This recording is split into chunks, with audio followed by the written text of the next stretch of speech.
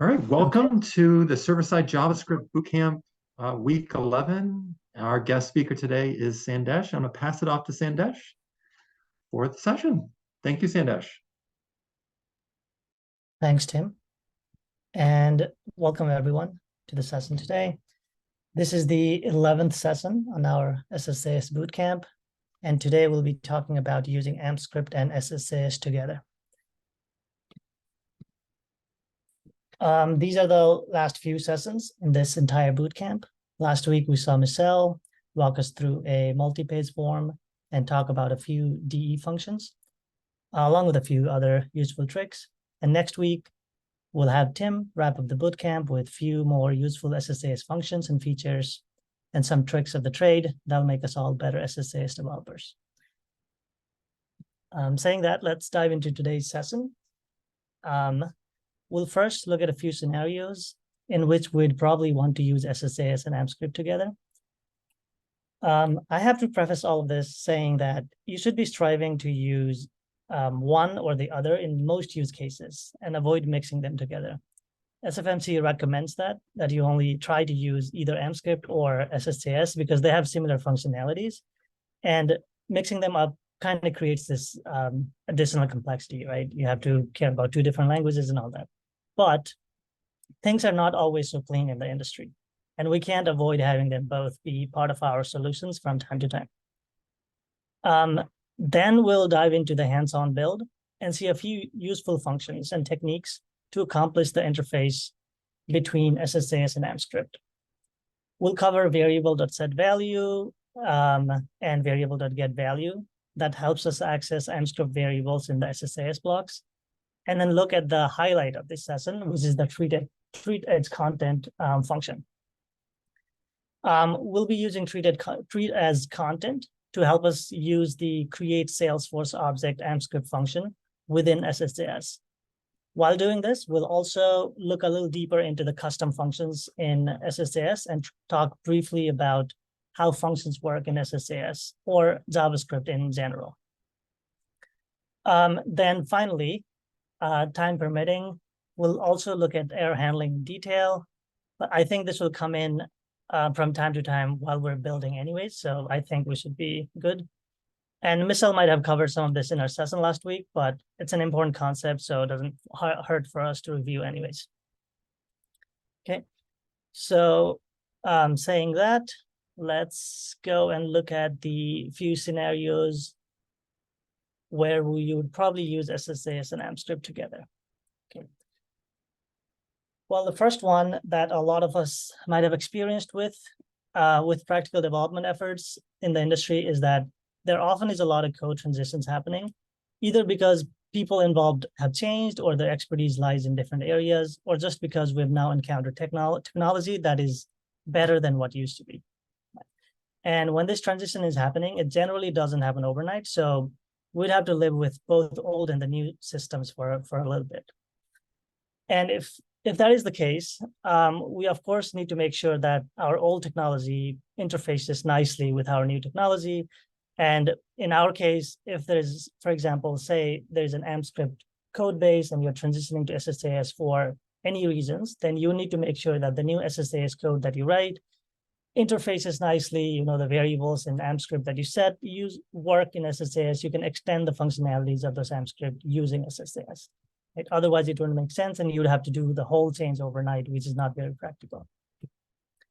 The other case where we'd want to use two different technologies is to use the best of both worlds. In our case, for instance, error handling is much better in SSJS than in AMPscript. You might have had a few cases where there's a small bug in your AMPscript code, and then the whole cloud page crashes, giving you 500. So this first screenshot up here.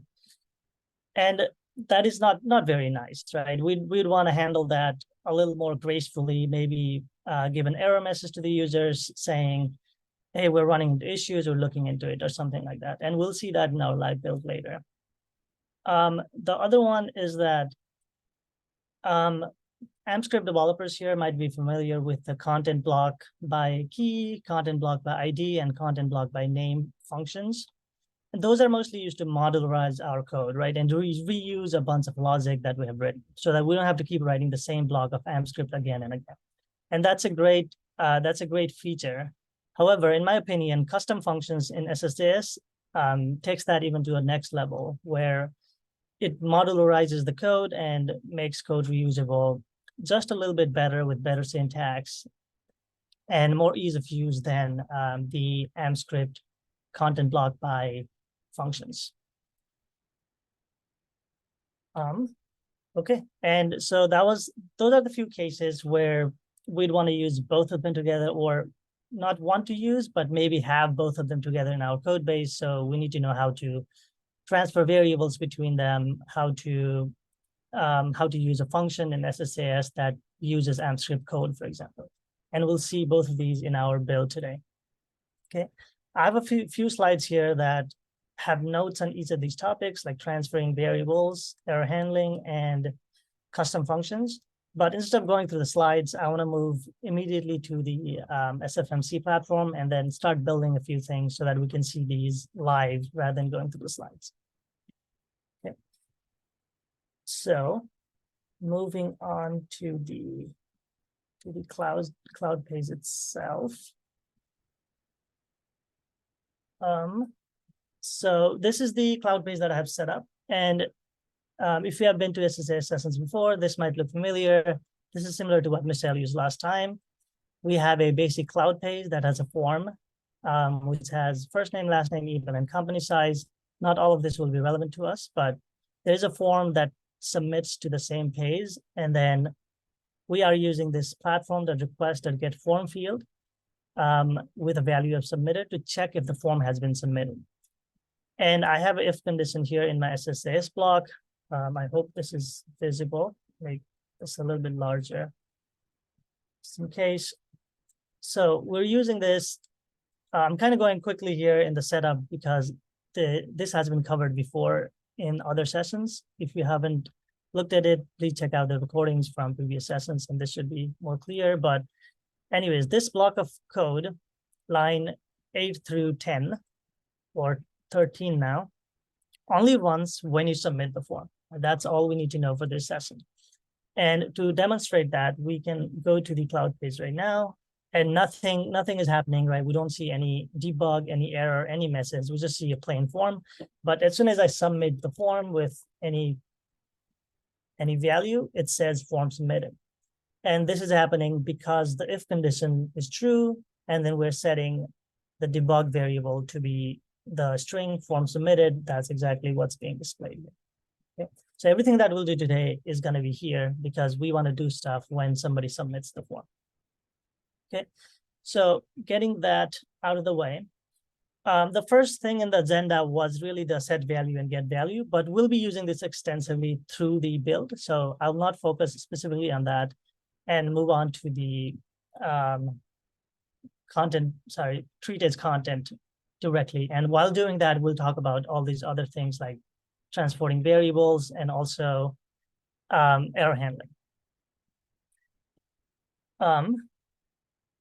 So before, however, sorry, there are a lot of befores. Before we get into that, I wanted to mention a quick other thing while we're in the topic of variables.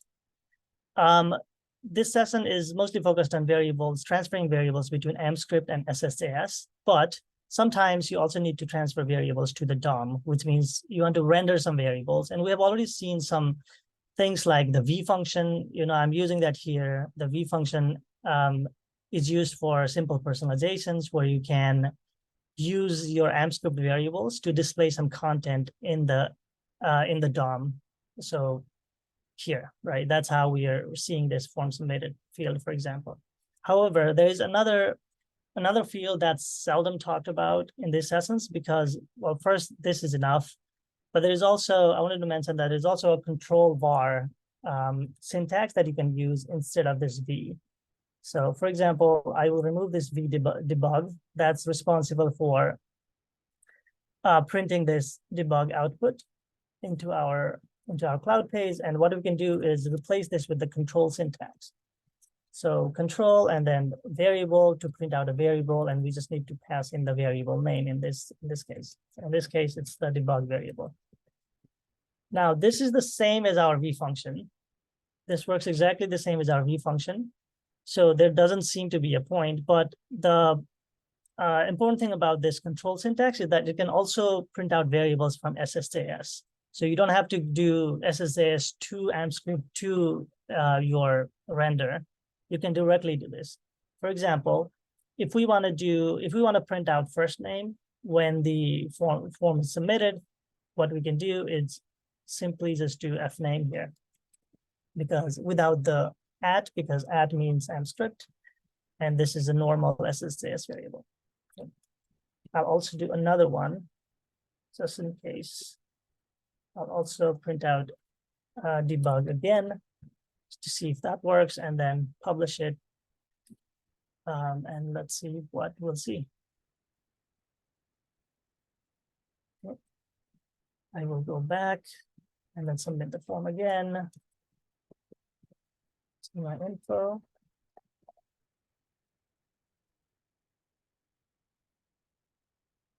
Okay.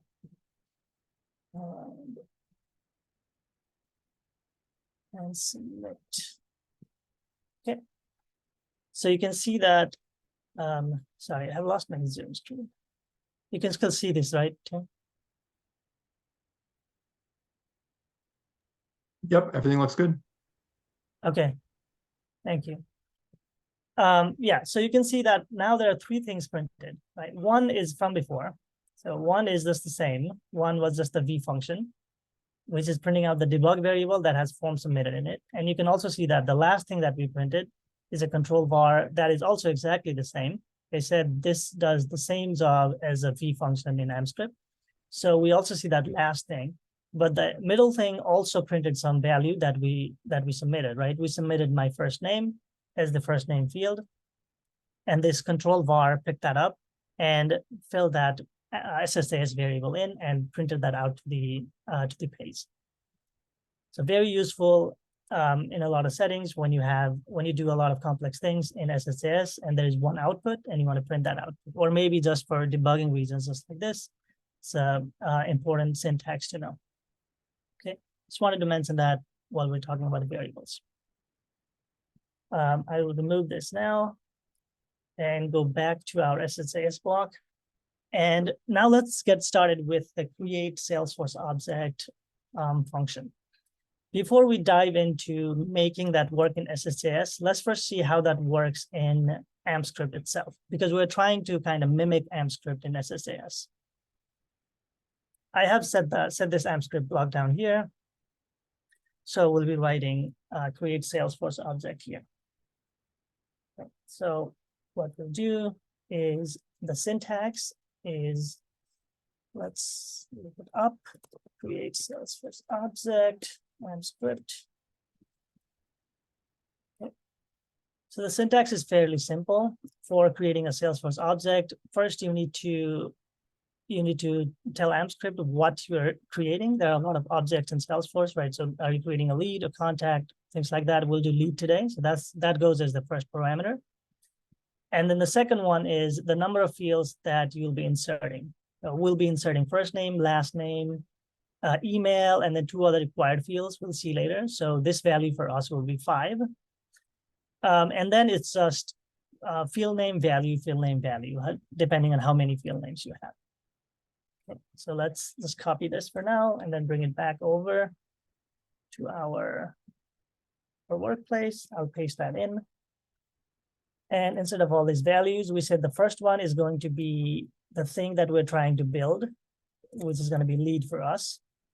And then the second one is a number that identifies how many fields we'll be adding. In this example, we'll be adding 5 fields.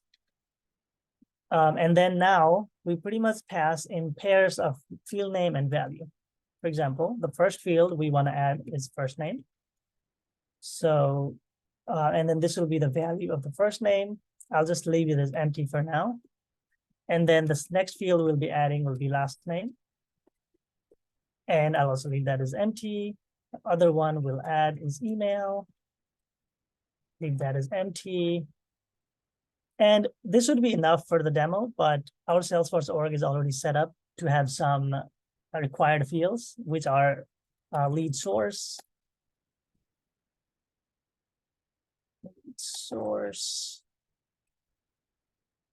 empty for now, and product. So the only reason that I'm adding these is because create Salesforce object would fail just because of the way our org is configured. You might have different configurations, might have different required fields, so you need to add them if you have them. And for these ones, for lead source and product, I'll add some predetermined values just because this is demo. So I'm going to say that the source for this is going to be miscellany, and then the product is going to be heroic. Now we have 3 dynamic fields to add, which is the first name, last name, and the email. Right. So to actually get them, we have a couple of options.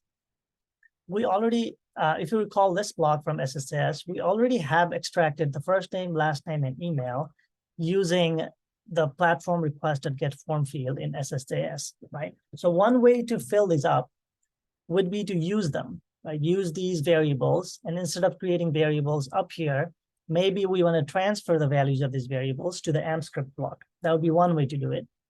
Another way would be to get these again, because AMPscript also has the request parameter object. So we can do request parameter first name, for example, to achieve the same functionality as we have in line 4 up here in SSJS. But that would be kind of duplicating it, and we also want to learn how to port over variables anyways. So let's just try to use one variable.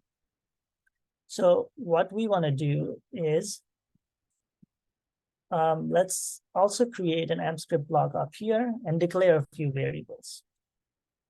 So what I want to do is I'm just going to declare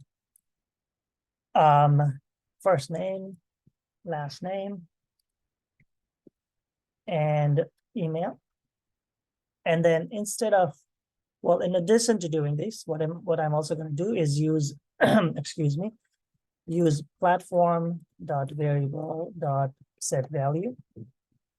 And you can avoid the platform, but I'm just used to writing this. You can also just do variable.setValue because platform is already loaded. Set value, and what I want to do is I want to set that f name in the AMPscript part with the f name that we just got here. So what this code is doing is that it's asking SSJS to set the value of that f name variable in the AMPscript block to the f name in the SSJS block. So it's copying over that value. And we can do the same for the other two. We can do the same thing for L name and do the same thing for email.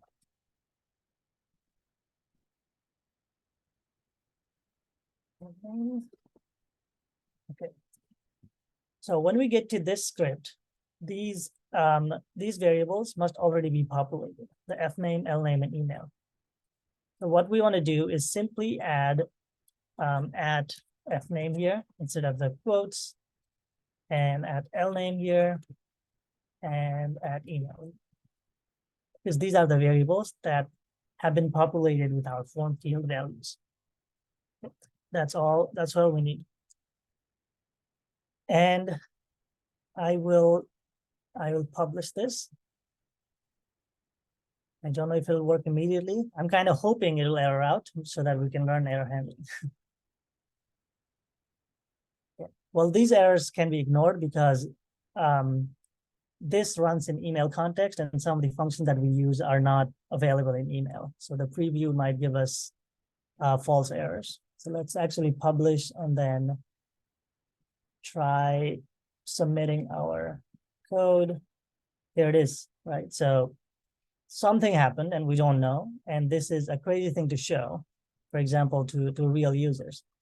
So we don't want this. Now let's switch while we're doing this to error handling. How can we do this gracefully? How can we still show our page even though something goes wrong? Here, something went wrong because I probably messed up some syntax, but there can be cases where something goes wrong because of the data values that user passed, or your server is down, or for whatever reason, you don't want to show users these kind of things, right? So there's an easy fix. You can use try-cats from SSJS to wrap your AMPscript blocks. So let's see what I mean. the error is probably happening in create Salesforce object because everything else is just a setup and we haven't really done anything. So to wrap this, I'm guessing that the error happened here, right? Line 24 to 28.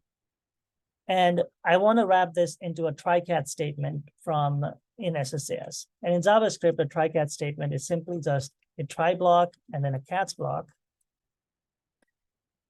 So what this block does is you run some risky code inside the try block, so in line 25 and onwards. And if something happens, if there is an error, then you'll be navigated to the catch block, and then you can handle errors however you want. You can print the error message, or you can simply not do anything, or redirect the users, anything that your business use case might demand. However, it'll be easy if we're doing something in SSJS, right? If we're doing some crazy stuff here in SSJS, then we could simply just do this and then maybe just output something, output error message. But we're doing crazy stuff in AMPscript instead. So how do we do this? It's pretty simple because of how cloud pages are handled in the backend. So what you can do is you can actually open the try block in your SSJS part and then not close it, start an AMPscript block, and then after the AMPscript block, create another script tag. Run at equals to server. And then now you can handle the closing part in here. So what we're doing is opening the try block, including all of this code inside the try block, closing the try block here, starting the catch block. And then we can do, for example, here to handle error, what I'm going to do is I'm going to do variable.setValue. I'm going to set the value of the bug to be just something went wrong for now. Something went wrong, please try again. Now let's see what this does. It could be that our error comes from other sources, in which case this will not work.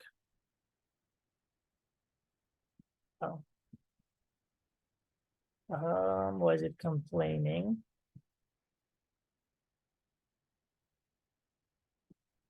Set value. Oh, I opened up a double quote and then ended with a single one here.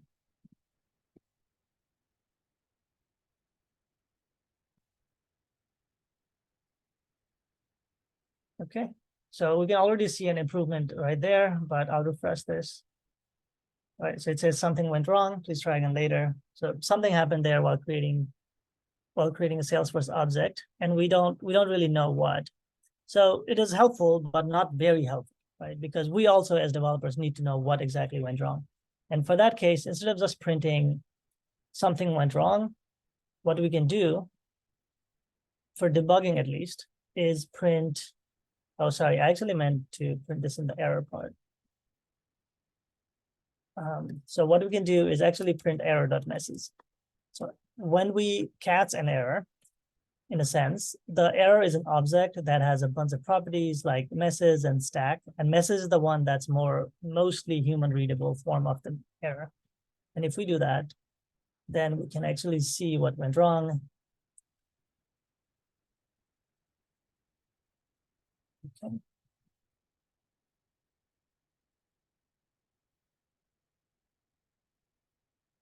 The function expression is invalid. So much more useful, right, for debugging. Clearly, the error was in create Salesforce object, and it says the function expression is invalid.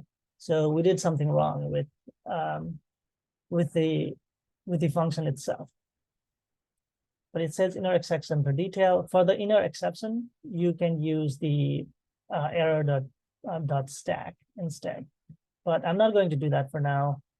What I'm thinking is that when this page is loaded, right? So we haven't, this is running at any point. We haven't really done a check to if the form has been submitted. Currently, we don't have any data, and still we're running this AMPscript block. That may be why the error is going on. So to rule that out, let's actually fill the form out. Test last name, and then see if the error persists.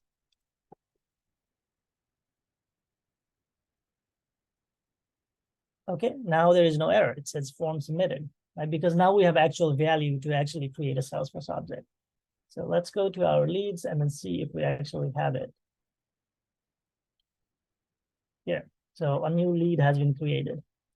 And so we just created the tested test, and then with the proper values that we included. So tested test.com, product is Heroku, lead source is miscellaneous.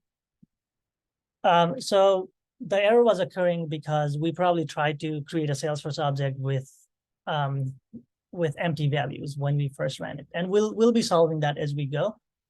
So we'll not worry about that for now. The point of doing this was to see the syntax of the create Salesforce object in AMPscript so that we can replicate the functionality in SSJS. Right. So what we'll do now is look at the treat as content function in platform, in SSJS platform. Okay. So what we'll do is copy this over. Whoops.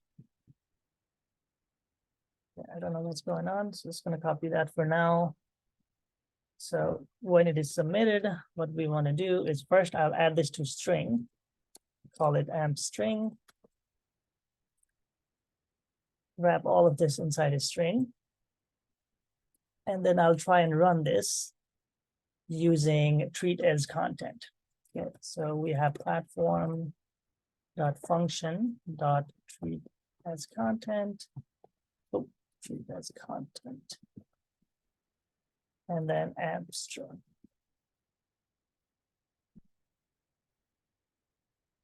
Remove that. I think I'm also missing one value there. Okay. So while doing this, what we're doing is asking SSJS to run this as content, which means run this as AMPscript. And obviously this is just a string, so it's not going to work. So what we also need to do is include these block statements, the % signs at the beginning, so that when you run this as content, it's actually interpreted as AMPscript and not just a string that doesn't really do anything. So we need to add those in the beginning, and I'll do a % plus, I don't think you can do %, right? Yeah, so you can't do % together. So just adding a few things here. This is going to be a long string, but that is all we kind of want to do. And in the end, also, I'll do the same thing where I will close the block and then do a % and add another % at the end. Okay. All I'm doing here is padding my actual AMPscript code with the block identifiers, just like we would do here. But since this is a SSJS string, we actually want to make sure that the strings are concatenated together so that together they read as AMPscript block. Okay. To actually see that, what we can do before we run this, just for our own sanity, I'm going to comment this out, and we're actually going to see the string in our debug part instead. Okay, instead of just form submitted. Okay, just to get a sense of how that looks like. And also to check that we haven't missed anything, the parentheses or something. So we need to submit, and I'm actually just going to refresh and resubmit what I had before so that I don't have to fill it out again. So you can see here that this is the code that I'm creating. Right? This is the AMPscript code. I'm opening the blocks, I'm writing create Salesforce object, all that stuff, and then closing the blocks, just like what we had right below the script tag before. I'm just pulling all of that out and up to the SSJS block now. And you might have realized that now these don't really populate, right? These actually, do they populate? Okay, let's try this out. Let's try running platform.function. Whoops. And see what happens. This might actually just work just because of how we have ported over variables. But let's try it out. Platform function. Okay. So So now a couple of things changed. One, we only run this code when the form is submitted because it's inside the if condition. Earlier, it was just in lying bare outside. So we won't have that error that we had before. And another thing to note is that now this is not actually inside the try block. So if something goes wrong with the function itself, then we'll again see the page crash. So let's see that. And this time I'll actually refresh this page just to show that there's no errors going on when we don't submit the form, because the if condition properly handles that case. And for now, let's do test 2. Test L92.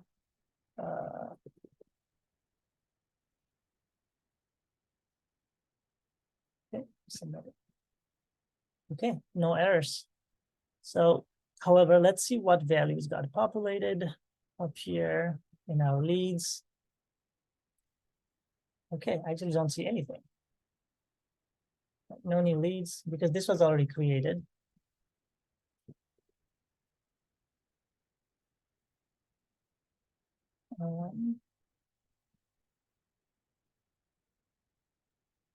No errors.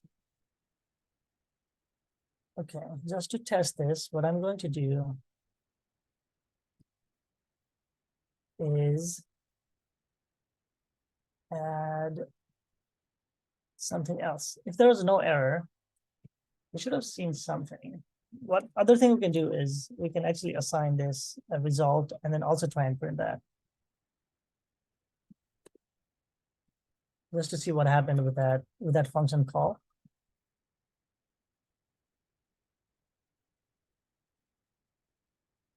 I'm guessing that might be empty. Right, we'll see.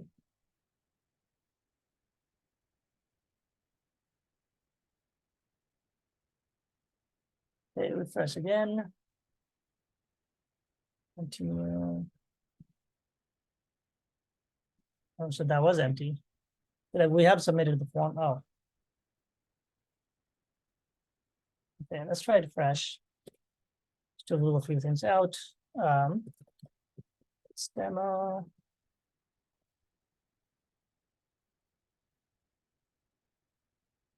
Okay, now we are erroring out. And like I said before, we haven't really put this code inside the try block. So that's why this is happening. Let's change that. Let's actually use the try block. Now there's no reason to do this for the try, right? Because we don't have an AMPscript block that is separate. So I'm gonna bring them both together. And I'm gonna copy this into the if condition. And then have both of these to be, or just one of them for now, just have them inside the try. So we're going to format this. Okay, so now we're doing the same thing, but we just have it inside try, and it's easier to see what's going on. So I'm just going to publish it.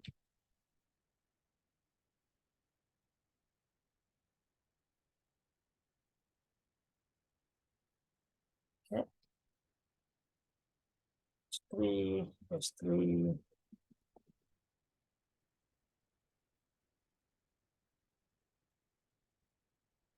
That is weird. No error, nothing. Oh, okay, so now we're seeing something. An error occurred when attempting to evaluate treat as content function call. Okay, so there's something going on with this.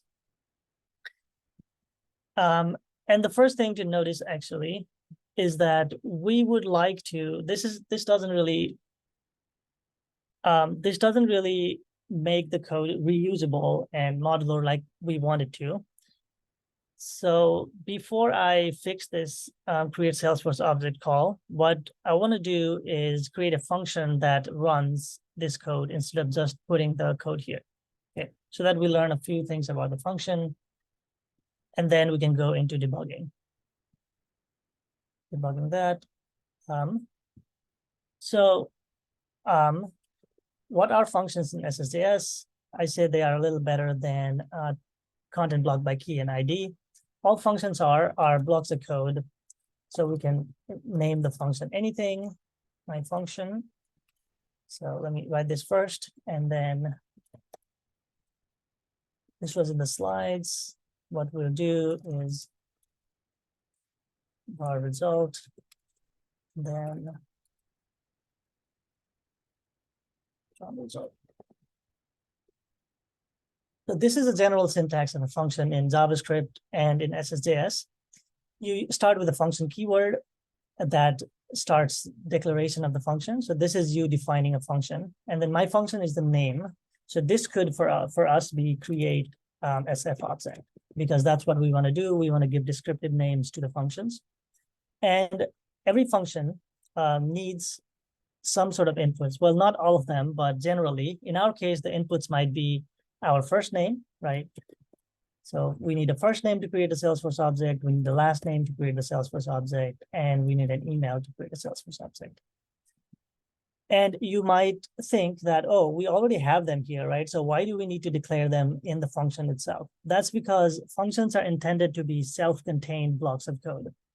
So since they want to be self-contained, they want to explicitly declare what inputs they want and what outputs they will return. They don't want to be using variables that are declared outside of them. Okay, so we can actually just use fname, lname, and this could have been called anything, by the way. It doesn't have to be called fname. I'll write first name just to show that point, a sub email or something. So what we want to do is while using this function, we want to pass in the first name, last name, and sub email from wherever we are. And then we want to only use first name, last name, and sub email within the function, and not the lname or email or whatever it might be in other contexts. This makes sense, right? Because functions are meant to be used in multiple use cases and multiple pages, and the structures of those pages themselves might look different. The variable names might be different in different pages, so you don't want to change your function based on the use case. You want your function to be working as is in as many cases as possible. That's why you define the few inputs that you need, and then you do something with those inputs and sometimes potentially return a result as well. For example, if you are trying to retrieve Salesforce objects instead of creating one, you might have as input, how many do you want to retrieve? And then the output might just be those list of Salesforce objects. In our case, we don't do that. So all we want to do in this function is we actually want to create these AMPscript blocks, right? So we want to create an AMPscript inside this, because that's the only way to create a Salesforce object. So every time somebody passes in a first name, last name, and sub email, we want to replace these parts where we were using AMPscript variables before with these variables instead. And to do that, what we want to do is break this string. We had a long string before. So we want to break this string into multiple parts so that we can add these variables in the middle. So let me show you what I mean with just the first name first. So we're creating a string that was pretty literal. We don't want to change lead or 5 or first name based on the first name that's passed. The only thing we want to change is this. So what I'll do is I'll remove this and I'll add a plus sign just to concatenate. And then here I'll just write first name, because then, well, I need to actually close that. And you can see that the color also changed, which means we're creating the string until here, and then we're injecting the first name variable or its value inside that string. Okay, we'll see that in debug very soon, if that's confusing. And I'll do the same with last name.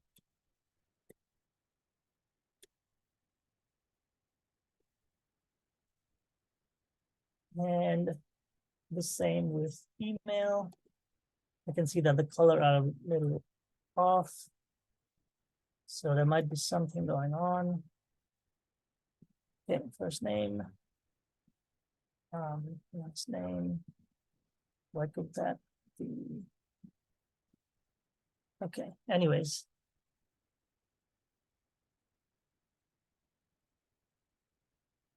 Okay, I don't know why the colors are off. So let's check. Let's try to debug and then see if that's actually an issue. So we're gonna do the same thing as before, just to see what we have actually created before running this.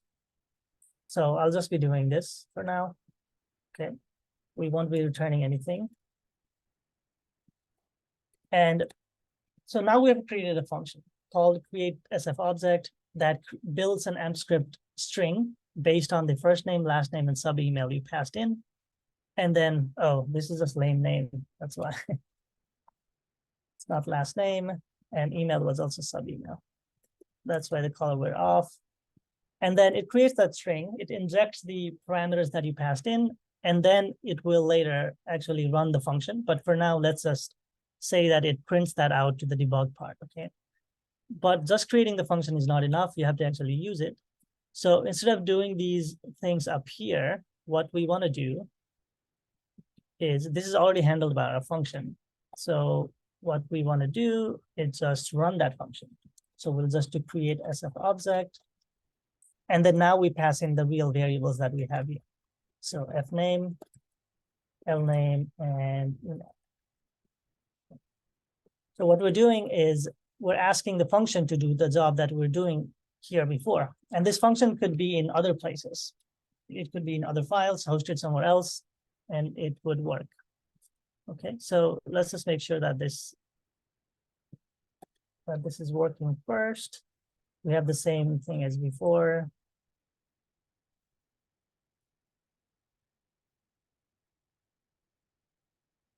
Okay.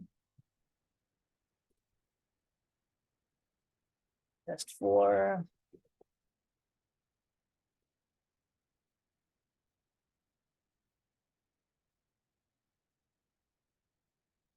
I don't know what's going on with the function. Sorry, we can figure it out. So the problem is it's not doing anything when we submit it, right? So let's see what happens when you submit it. When we submit it, this is the block that runs, and we're running create SF object.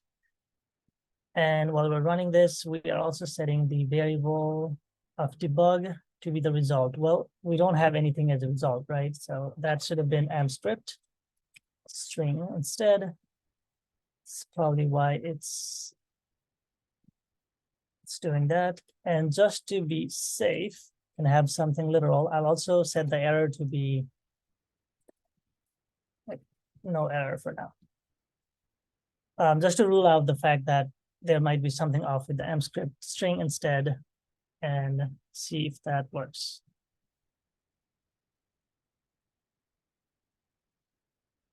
Okay, let's refresh again with the same form values as before. And now you can see that we actually, we see both of them.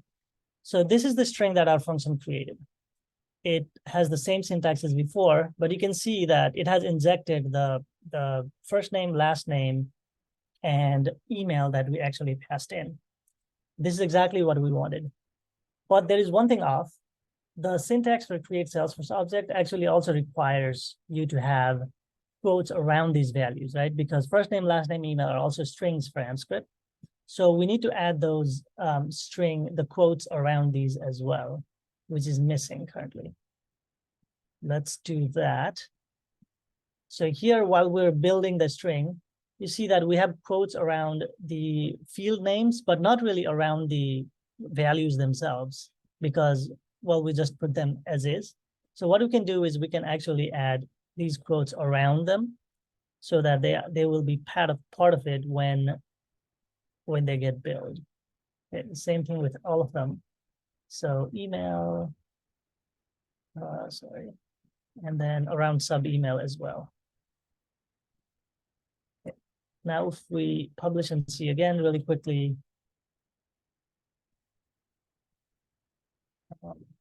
submit again, you can see that all of these values are also quoted now, and it looks like the syntax should be working. Okay, now the final test again. We were having some issues with this before, so let's see if that happens again. So what we're going to do is we're going to do platform dot function dot treat as content, and then for the content itself, we just want to pass that AMPscript in. Okay, and now we don't have to really use try cats for this block in the function, because we're already wrapping the function itself in a try block up here. So if anything happens within the function, this is gonna go to the cats part, and we're gonna see the error message. Okay. And just like before, I'm actually going to declare a variable result in here, and then print that in the error part if nothing goes wrong. And let's see what that does. Okay, I'll actually just refresh this, try and create the same name. Okay, no errors at least, but we also didn't see anything from the results, so I am suspicious. But let's go and check for this email in our leads.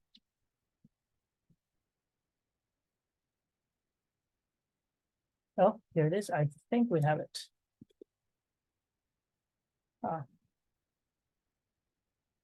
This is the one, right? Why is it not showing up? Okay. You can see that this is the lead that's just created, right? We have test 4 com from here, and then we have test 4. It looks like this seems to be doing its job. And so what we have accomplished here is that we didn't have any way to create a Salesforce object in SSJS, but we're insistent on using SSJS for any reason. Then we have actually created an AMPscript block within SSJS and used the treat as content to run that block to kind of trick the server, thinking that this is AMPscript. And it runs the AMPscript as AMPscript code and processes that, which creates the Salesforce object.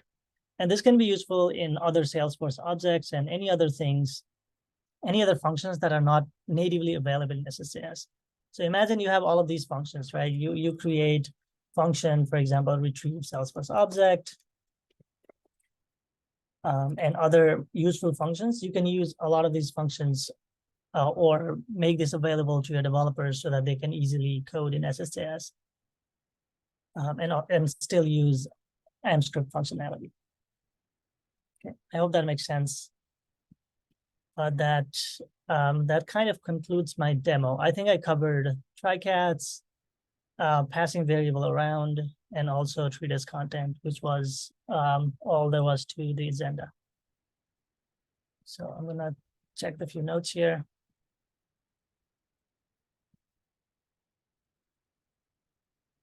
Okay, I'm going to stop the share just for now, checking the chat to see if we have any questions.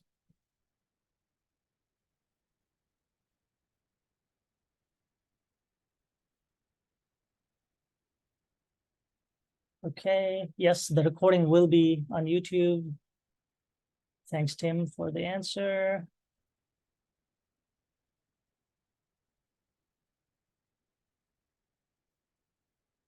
Okay, amazing. So if you have any questions, please post them in the chat. Otherwise, this concludes my session today. Thank you all for joining.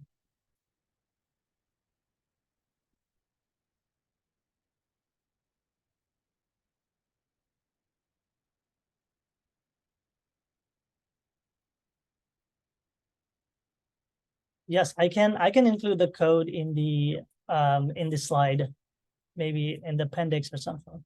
I haven't added it yet, but I can add it. Thank you for the reminder, Sneha.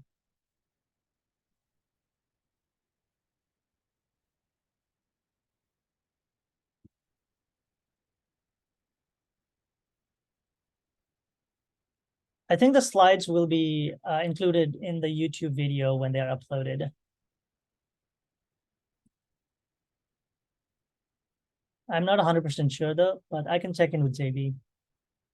Get back to you.